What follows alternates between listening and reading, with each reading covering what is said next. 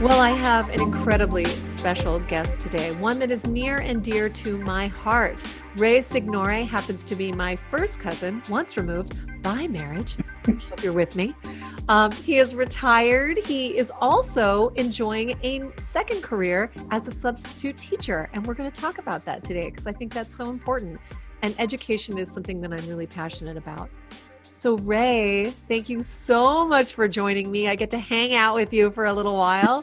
Thank you thanks for asking. Yes, it's great. I mean, we should do this more often. You I know, don't, we should. We right. should.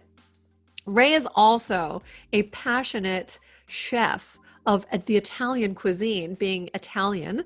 And I wanted to tell you, side note, we are actually doing a little dinner party with Esther and Bob, my awesome in-laws, and we're making clam sauce. And we're going to do it this Sunday.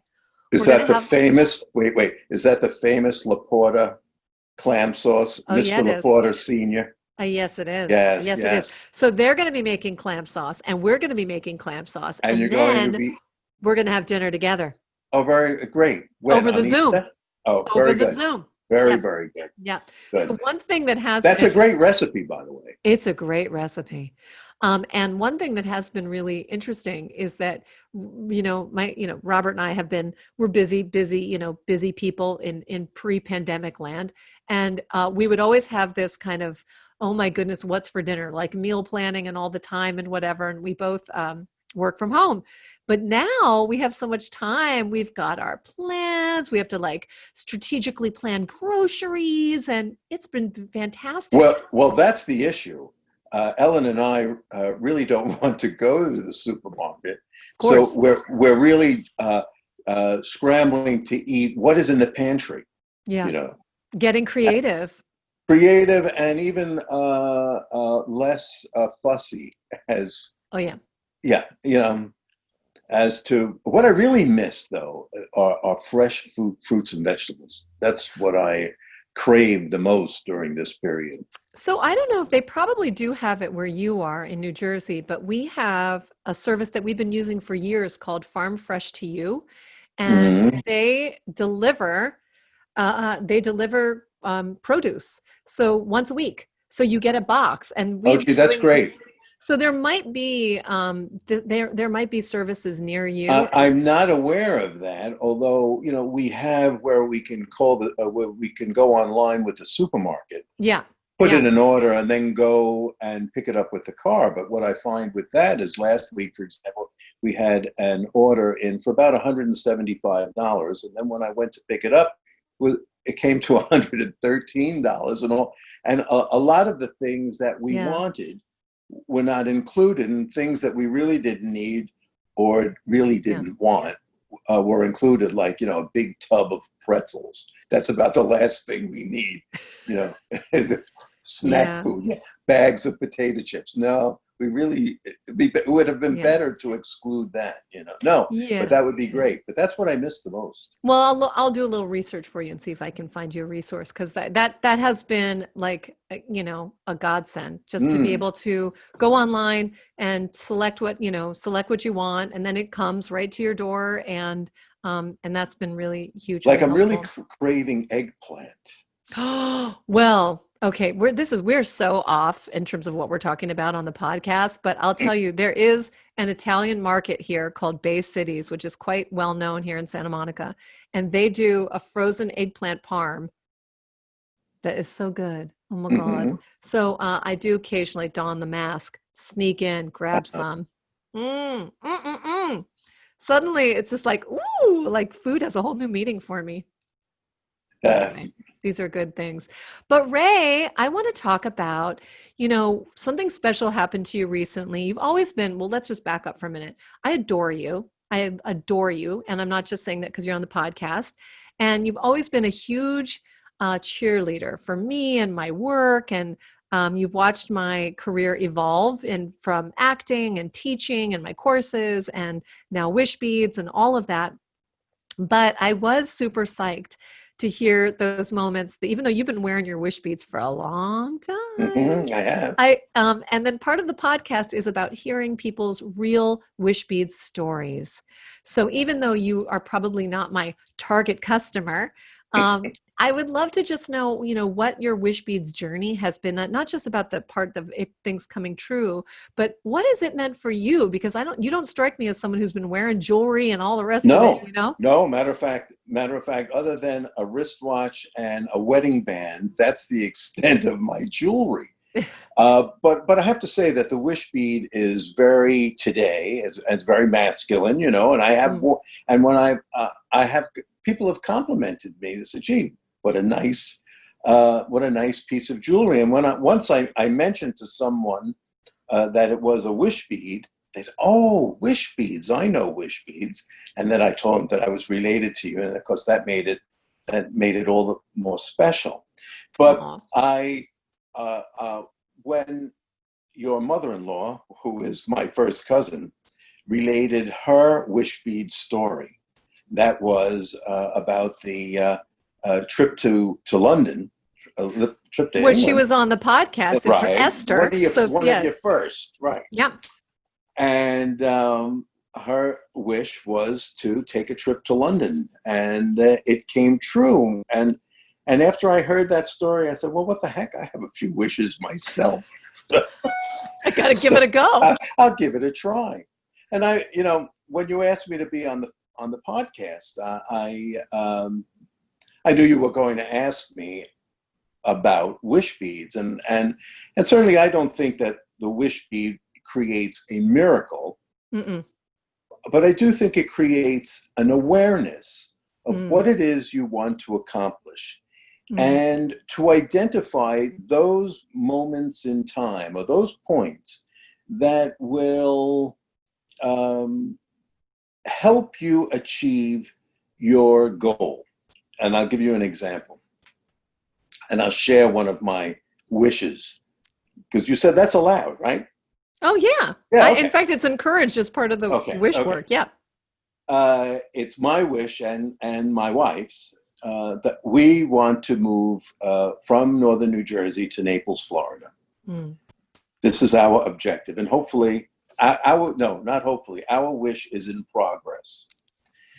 But as you mentioned, that I'm also a substitute teacher, and I happen to like subbing. And I plan on continuing to sub when we're in Naples, in Collier County. So sometime in December of last year, I was just, surfing the net. I came across Collier County,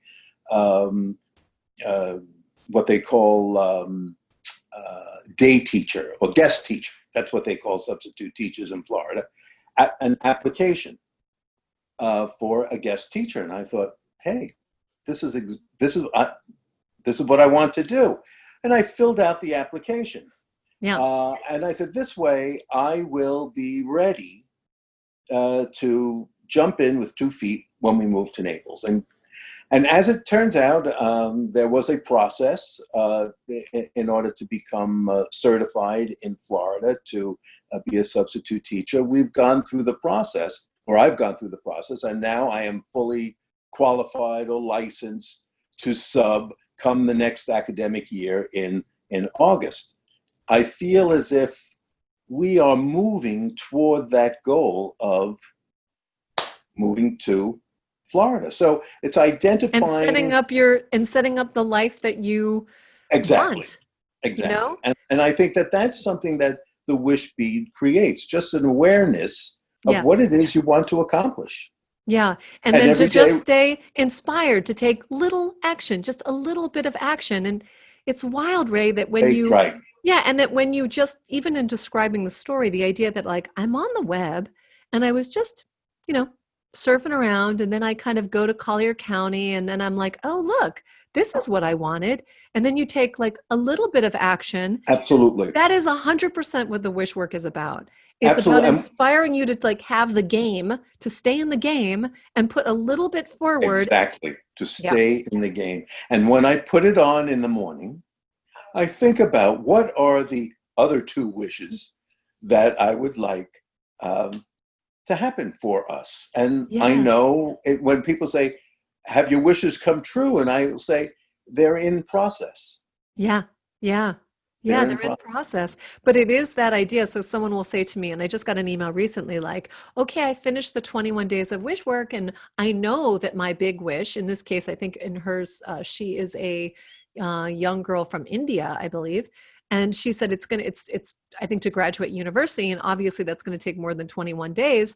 And she's like, do I restart the wish work? Should I start with a smaller wish?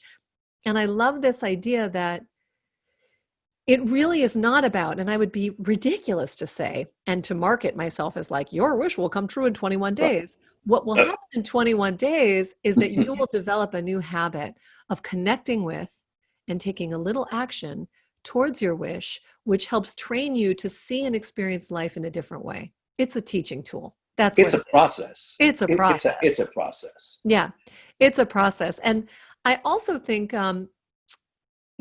there's a little bit, you touched on it because your wish also involves your wife, is that dance between what happens when you're wishing for somebody else.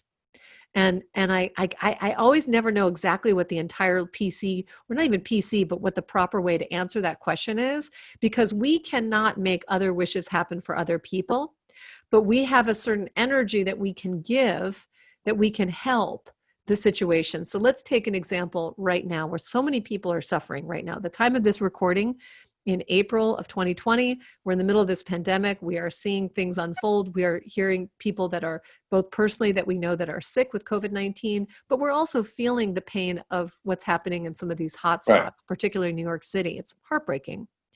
So let's say we have someone who is going through some health crisis, and you think, well, my wish is for them to see, there's energy. So let's say we are thinking of them and we are feeling the pain or the uncertainty or the fear or all that stuff because they're sick. So how does us wishing for them, how does it help? Well, in my mind, and this is the way that I interpret it, it is by sending them healing energy, seeing them in optimal health is part of at least adding to their healing, as opposed to worrying about them, because that has its own energy. That has its own energy. It has its own energy. So while I always sort of recommend that people create their wishes for themselves, because we are only responsible for ourselves, we can only really take action for ourselves. We can't necessarily impact other people, but we can use the same accountability to send positive energy towards someone, so towards their own goals.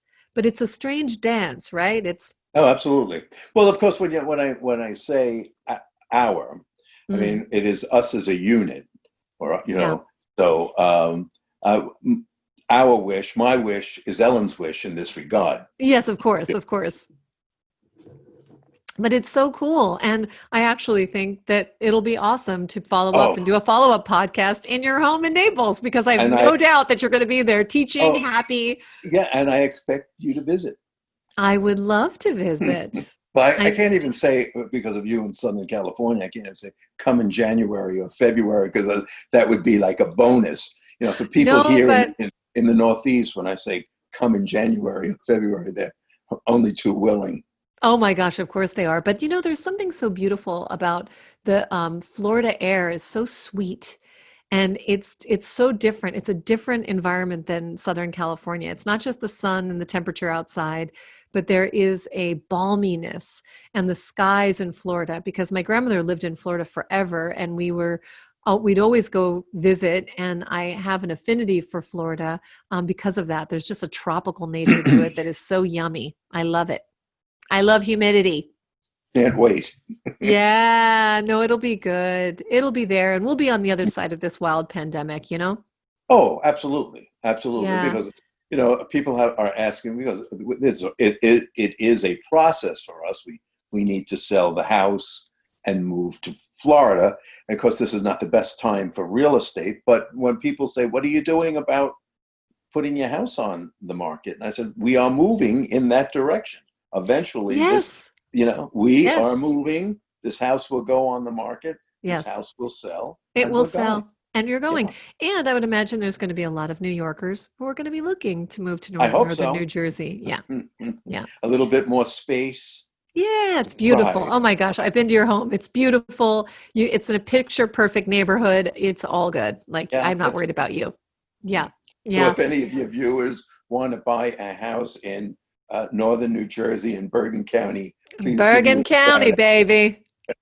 I love it. But I'll tell you what, I out. also celebrate this about you, and it's a little twinkle in your eye. And I love the fact that you are taking your time and you are giving back in terms of teaching. I think that if there has been one of the positive things about this time is everybody's appreciation for teachers. Oh, And absolutely. I am telling you, I last night I always listen to a report that there is. I listen to NPR and they were interviewing this woman who's a teacher in South Central. I was literally trying to get her name down because I was like, I've got to send this woman some Wishbeads as a thank you or something. I got to support her. She was so passionate about making sure that her kids were still going to be able to continue their education to their graduation. They listed, what classes do you teach? I could not believe how many classes this one woman taught, very, very advanced classes, Hmm. and trying to making sure that her students have technology, access to the internet. This is, these are, that the numbers that she had were, I mean, she, all her entire time of this pandemic is not like, what am I going to make for dinner? Which is what many of us are, just hunkered down at home, still Right. working, but like just running families. But she is like tracking down people, trying to find disconnected phones, just trying to like support her kids. Beautiful. And when we look around and we think like, what, who are the people that are helping us through this time? Teachers. So even though that you're retired, what by all rights, you can just be like, I'm retired. Like I'm going to go move to Florida. I know you don't play golf, but like, And play you know, shuffleboard, and right? play shuffleboard or hang out or just, whatever.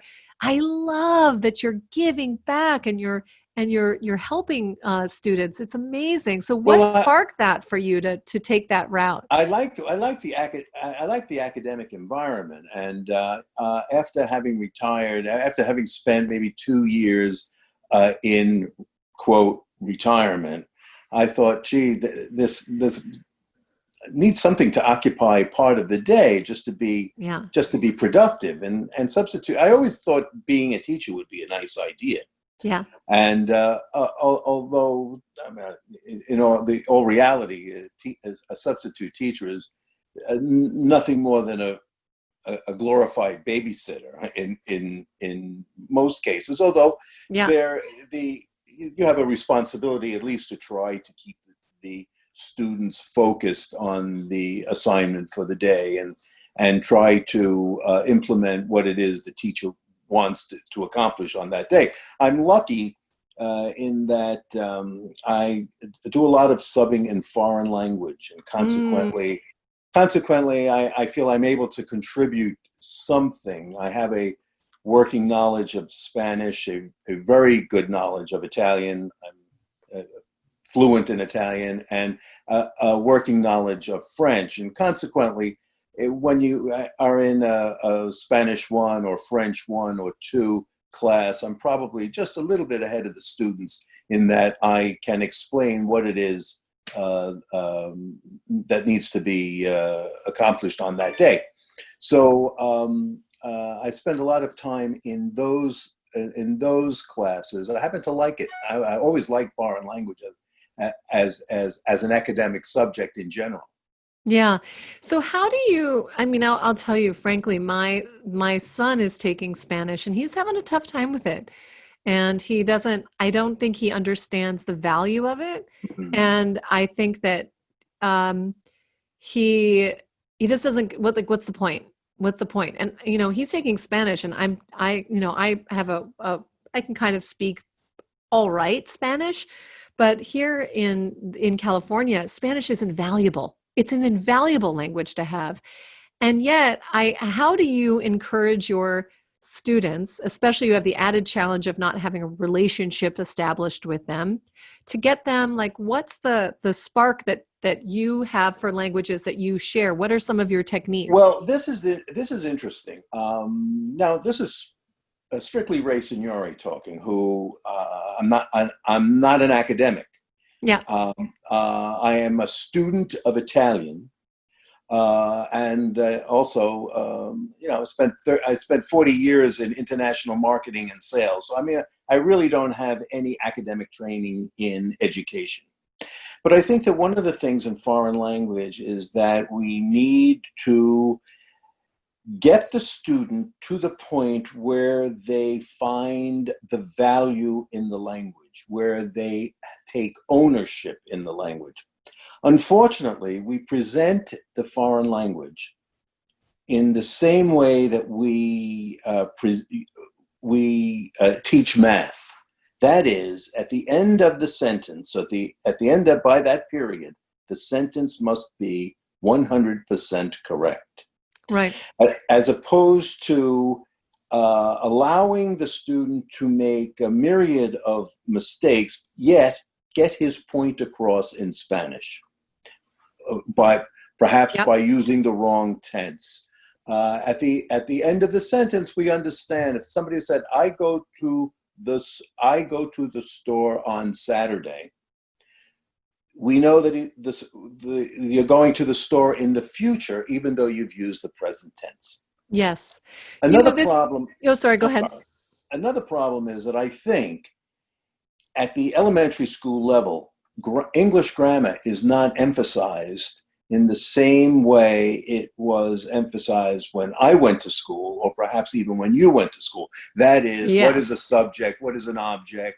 What is a preposition? Pronoun. Yep. So that if I say to a student, well, it's the second person singular pronoun. They have no idea what you're talking about. They have, really. If you don't know what it is in English, you're sure as anything not going to know what it is in Spanish or French or Italian. Yes, agreed. So I think this is a problem. This is a problem. There's a sort of a dichotomy in the way we teach the foundational subject, which in this case happens to be English. And Correct. Then we introduce. So I can see how Ian could say, why am I studying? Why am I studying this? What's the point? This is useless. Yeah. Now, and so the reason why I'm also really intrigued by this, and I was talking to someone recently about it, but about Wishbeads, is the idea of wishing combined with this idea that many of us have of like perfectionism, like it has to look a certain way.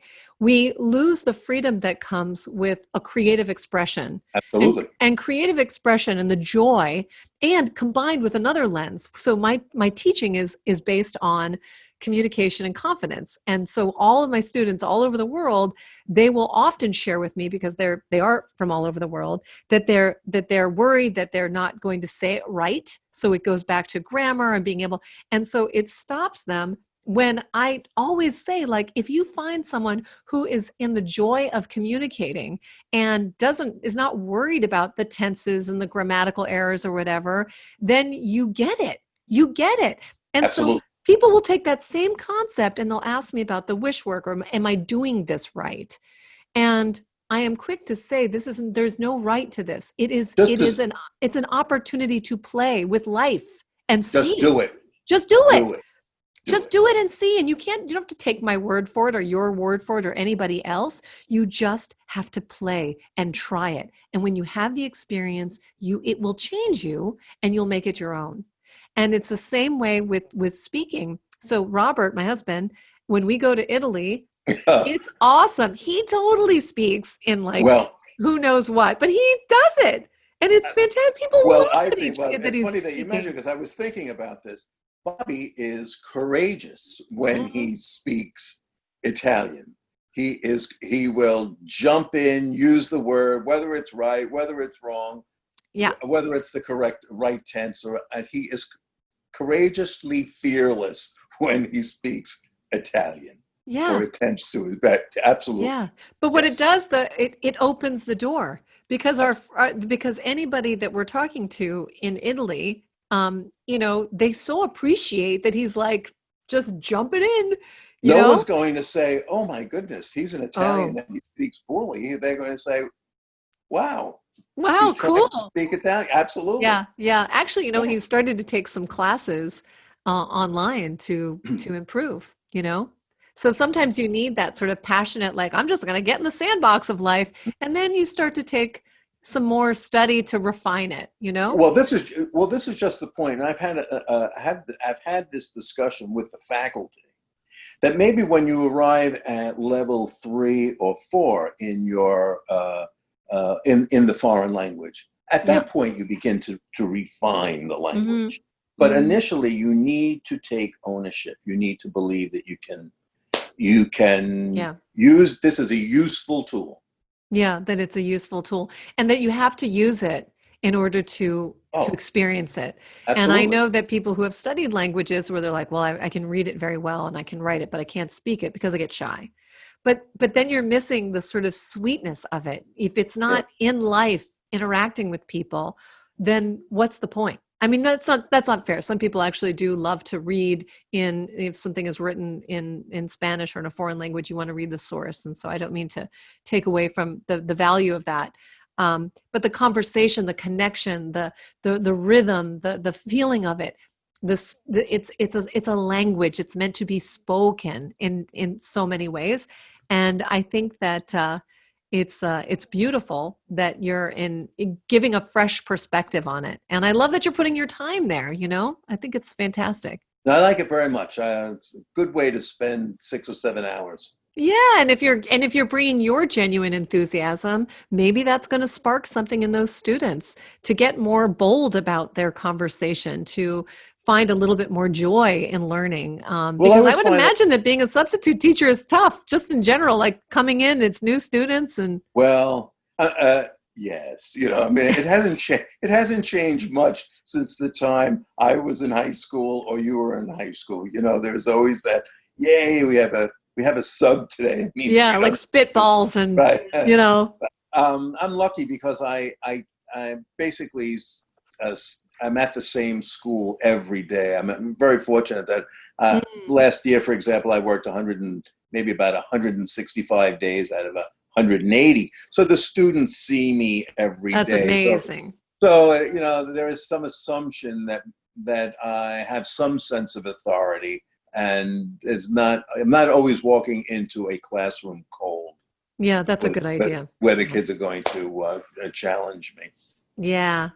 Oh, Ray, it's so good to talk to you. It's so good to This see is you. great. I mean, I think we're going to visit like this because I haven't seen Bob. I missed him this February when you were in Yeah, at the Javits Convention Center, which is now being it's a used as a hospital. field hospital. Unbelievable. I know so much has changed. It's very wild. It's very wild. It's a cause for pause and for reflection and choices and priorities and all kinds of things. And it's literally one day at a time. I think it's One going to day at a be time. very interesting to reflect on this year to Yeah. see has how life is going to change the Yeah. same way life changed after 9/11. Yeah. I think this is going to be a major pause in the way we live our lives. 100%. 100%. I'll never be able to shake your hand again. That's not true. I'm armed with Purell, baby. Boom, fist Yes, right. pumps. Yeah, yeah. But Mm. there's so much, there are so many gifts in this period as well. And I feel like if nothing else, I want to encourage people, especially who are listening to this podcast, you're already in the Wishbeads realm, but that never give up hope towards your dreams and your wishes. We came here at this time. We chose to be here now. And I believe that there is a great potential for so much learning and self discovery and growth. And if you're living this fear right now, hey, we're still here. Like we're doing the impossible, right? And that what can we do and just feel the fear and do it anyway? Have the doubts, do it anyway. And because why not? We're the only people that can make our own wishes come true. We're the Amen. gatekeepers. True. That's true. Yeah. Great. Yeah. Yeah. Ray, you're the best. Alexa, thank you My pleasure. for asking me to be. Enjoy your afternoon. Oh, Oh, right. Oh, that's the other Alexa. welcome to my world. Do you know how much it happens to me? To the echo when people say my name, because when I call them, they're like, hey, Alexa, and then I have to wait, and then they have to turn off the device. Oh my goodness. It's funny because I just, and she just said, "Have a good afternoon." I mean, what the what? Yeah. I don't own one of those, but like, okay, I've said this a few times, but the name Alexa Right. means defender of mankind. Uh-huh. So all these people saying it all the time. I think this is good. I think we need a little help here on the planet for mankind. So maybe Yeah. we're calling in that energy of like, save us. Funny. That's so funny. That's my interpretation. I meant to unplug her before we started.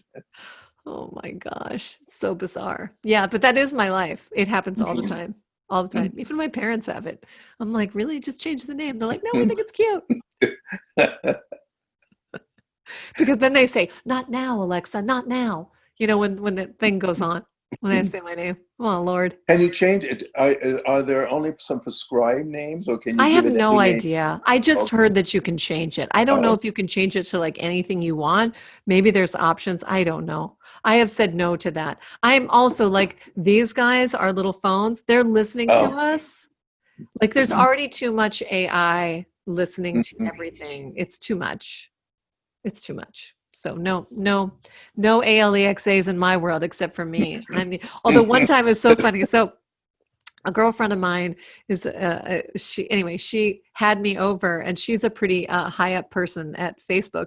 Anyway, so I went to her home, and she told her little children that I was actually the real ALEXA. That's so funny. So they were like, oh, so I walked in the door and they literally were gobsmacked. And then I was like, you can ask me anything. And so they started asking me questions, and then I would answer in my Alexa voice. And I mean, it went on and on and on. And to this day, now they're a little bit older. We have confessed the whole thing. I'm just a friend. It just happens to be my name. They're like, no, it's her. She's the one.